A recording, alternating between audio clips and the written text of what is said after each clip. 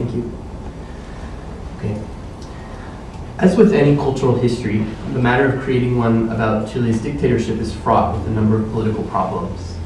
The matter of creating a queer cultural history of the dictatorship is a somewhat related task, and as such it is all the more difficult. Cultural histories are often linked to literary canons, of course, defined as much by whom they exclude as by whom they include. In her 2011 book, The Queer Art of Failure, Judith Halberstam connects the writing of queer historiography and its ensuing canonical implications with capitalist rhetoric of success and failure, critiquing the way, quote, we are so endlessly seduced by the idea that sexual expression is in and of itself a revolutionary act, unquote.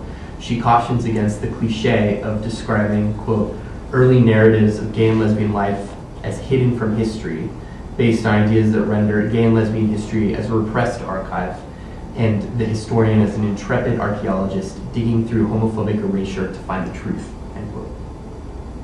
Those recovered are the winners, written into history and posterity. But Halberstam is also interested in the failures in queer history, that is, those whose narratives are not necessarily politically convenient or palatable. My aim here is to intervene in the queer cultural history and the canon of Chile's dictatorship. However, I'm going to be wary not only of writing a cliched paper that, as Halberstam says, quote, locates the plucky queer as a heroic freedom fighter in a world of Puritans, unquote, to invert the winners and losers in historical and political narratives. Lorenza Böttner, who was born in 1959 as a boy named Ernst to German parents in Punta Arenas at the southernmost tip of Chile. And Punta Arenas, you can see there at the bottom of the map, will be the focus of my analysis in this sense. As a boy, Ernst had an accident where he was electrocuted. His arms were amputated as a result. At the age of 14 in 1973, he left Chile for Germany, where he later became a painter and a cabaret-based performance artist. Here, we see images from an article in a children's magazine, which Isabel Allende edited at the time, coincidentally, and already this rhetoric of exemplarity and modeling is used in association with Böttner. Visiting Santiago on his way to Germany for rehabilitation, curiously just 2 months after the military coup, even though no mention is made of the political situation in the article, his struggle is presented as an inspirational example for children. Once in Germany, he studied at the School of Higher Education for Fine Arts in Kassel, and later at NYU. And this is a picture of him a little older. She, because by this time she was occasionally dressing as a female, also spent time in the Western US before returning to Germany in the late 1980s. She participated in the film Wall of Ashes, a 6-DVD epic made in San Francisco in the late 1980s. And she also played the part of Petra, the mascot of the 1992 Special Olympics in Barcelona, Spain. And this is a drawing by Javier Mariscal of Petra. She died of AIDS in January of 1994. Lorenza is something of a mythical figure, a specter even, on the periphery of the cultural history of the dictatorship because she spent very little time in Chile after 1973. And yet, her story has been appropriated by several writers and artists who are interested in exhibiting her more centrally as an example of their counter-hegemonic versions of the dictatorship's artistic canon. In what follows, I will counterpose the way Lorenza's story has been told by others to the way I have found that she has told her own story, in order to argue that her global mobility and visibility, as well as the way she has been politically fashioned by others, have implications for how we read the history of the dictatorship in Chile, particularly from abroad. Many critics and writers sought to put together canons of dictatorship writers and artists that countered the rigid, closed political situation during Chile's right-wing military regime. But some were also critical of the canonical history of those leftist rereadings.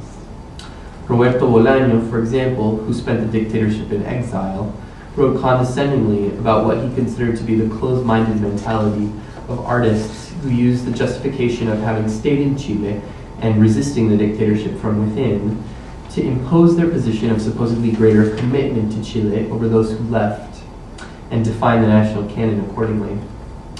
Pedro Lemebel, meanwhile, who stayed in Chile during the dictatorship, was also critical of canonical constructions by this left, but for different reasons. He felt, rightly, that the left was building a coalition to fight the dictatorship that could include gays, but that it would return to its intolerant ways once it won democracy back. In this sense, Lemaire's book of chronicles Loco Afán, a title that translates to something like unruly desire, and Bolaño's novel Estrella Distante, Distant Star, both published in 1996, have a similar mission: to create a canon of sorts to intervene in the cultural history of the dictatorship against Pinochet first and foremost, but also against a left that they both consider to be insufficiently inclusive. Loco Afán contains a section that tells the stories of queer artists and writers in Chile and beyond, all men, aimed at reminding the cultural powers that be in Chile of the more marginal queer subjectivities that made their voices heard during the dictatorship. Bolaño's novel, meanwhile, poses an alternative, semi-apocryphal canon of Chilean poets and writers and artists, also all men, curiously enough, who contributed to Chilean art while in exile abroad, and who have been supposedly forgotten and ignored by an artistic establishment that remained in the country during the dictatorship. Lorenza is included in both works, positioned by Bolaño as an artist forgotten because of her exile, and positioned by Lemaitre as an artist forgotten because of her queerness. But Lorenza is a figure of somewhat ambiguous resistance to the dictatorship. Aside from the way she is presented in the two aforementioned volumes, no one else in Chile seemed to know anything about her. Was she the plucky queer, revolutionizing Chile's repressive dictatorial apparatus from abroad through her radical corporeal performativity, and as such, worthy of a more prominent, exemplary place in the canon of dictatorship art and literature? Or were her performances in art more difficult to instrumentalize for political means? And if so, did this make her any less worthy of placement within Chile's archive of anti-dictatorship cultural history and canonical recognition? Her main medium of art, other than her painting, was the performance of everyday routine tasks, such as dressing herself and making coffee, her life itself. Lorenza is clearly conscious of her status as a model of gender nonconformity, as well as of the power of her performances and her life itself. Often the line between the two was very blurry, to resist people's preconceptions of gender, as seen in Michael Stahlberg's 1991 short film, Lorenza. And let's see if this link works. No.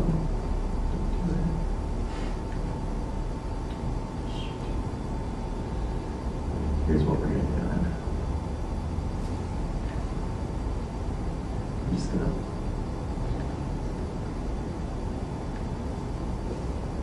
paste the link into the browser directly.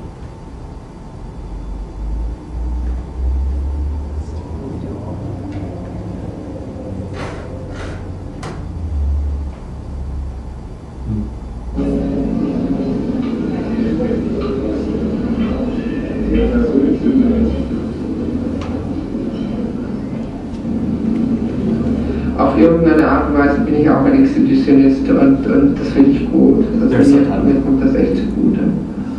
Allerdings war es nicht immer, ich muss echt sagen, dass sich das durch meine Behinderung mehr oder weniger ergeben hat, weil es, ja, die Leute gucken so oder so, ob ich ganz gescheit gekleidet bin oder ganz verrückt. Aber ich habe Spaß daran. Ich habe Spaß daran, den Leuten die Augen zu öffnen, wie dumm es ist, sich hinter so bürgerliche Sachen zu verstecken und zurückzuziehen.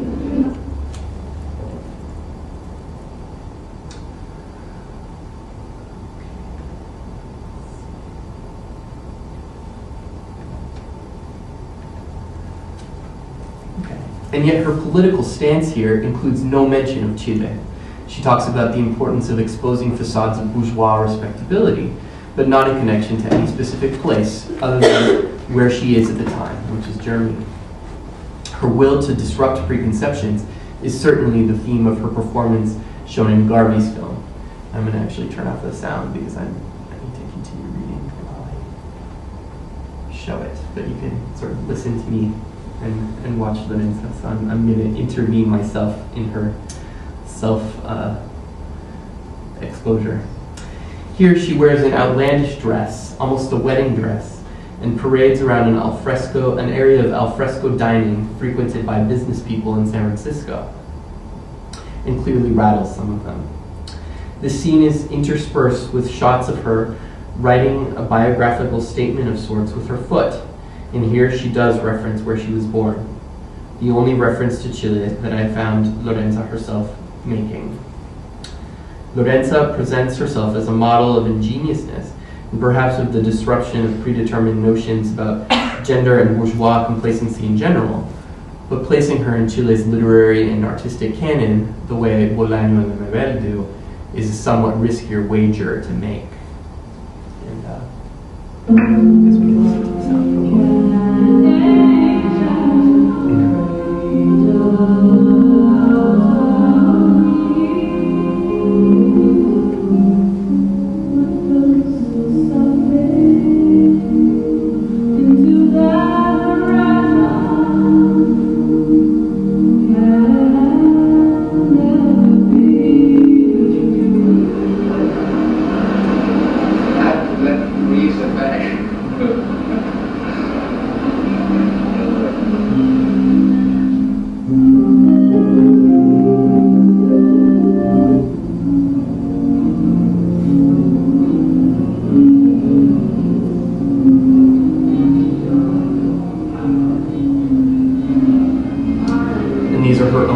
That she has on display. Okay. Halberstam has quite a bit to say about challenging canons and cultural histories. She makes a case for failure because it can be a counterbalance to capitalistic success, which she equates with, quote, specific forms of reproductive maturity combined with wealth accumulation, end quote. However, the virtues of failure ennobled by Halberstam, such as, quote, undoing, unbecoming, and violating, illegibility, and improbability, are all luxuries that only the top 1% of the pyramid of academia can afford.